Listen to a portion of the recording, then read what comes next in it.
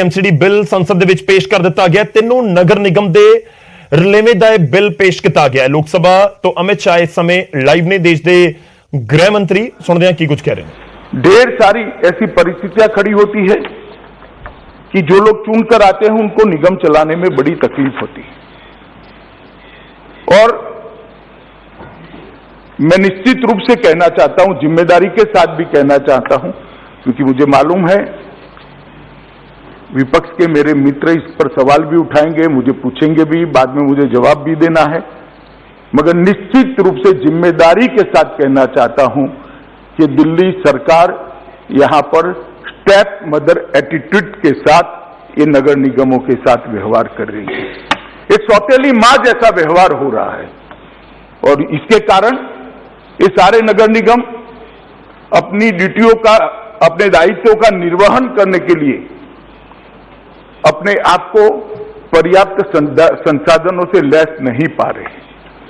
इसलिए ये जो बिल लेकर मैं आया हूं उसमें इतने उद्देश्य ये बिल के द्वारा मैं सदन के सामने रखना चाहता हूं।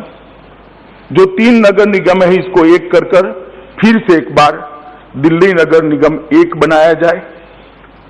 संसाधन और सहकारितावादी और सामरिक योजना के दृष्टि से एक ही निगम पूरे दिल्ली की सभी सिविक सेवाओं का ध्यान रखेगा तो ये उचित होगा। नगर निगम की सेवाओं को और दक्षता के साथ चलाया जाए और पारदर्शिता के साथ चलाया जाए, इस प्रकार के इसके लिए भी कुछ अमेंडमेंट्स इस बिल के अंदर है। दिल्ली के पार्षदों की संख्या को भी 272 से कम कर ज्यादा से ज्यादा 250 तक सीमित करने का भी इसमें प्रस्ताव है और नागरिक सेवाओं को कहीं भी और कभी भी, मैं फिर से रिपीट करना चाहूंगा, कहीं भी और कभी भी इस सिद्धांत के आधार पर व्यवस्थित किया जाए।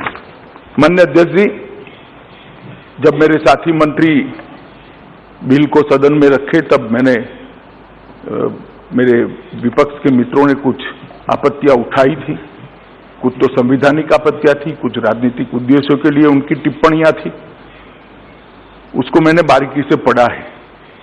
फिर भी अगर आज वो ज्यादा स्पष्टता चाहते हैं तो मैं करने के लिए तैयार हूं, मगर मेरा आप सभी सदन के सदस्यों से अनुरोध है कि बिल को दलगत राजनीति से ऊपर उठकर देश की राजधानी की व्यवस्था का मामला समझकर बहुत गंभीरता के साथ हमने सोचना चाहिए। और ये बिल पारित होने के बाद मुझे पूरा भरोसा है कि अभी जो स्थिति है इसमें काफी सुधार आएगा। इसके अलावे केंद्र सरकार की इसके पीछे कोई मंशा नहीं है। अतः मैं चर्चा में आप सभी के विचार सुनने के लिए यहाँ बैठा हूँ और आपसे भी अनुरोध करता हूँ अध्यक्ष जी कि चर्चा मेरिट्स पर हो, इसके लिए आप भी हम सबका मार्गदर्शन करेंगे।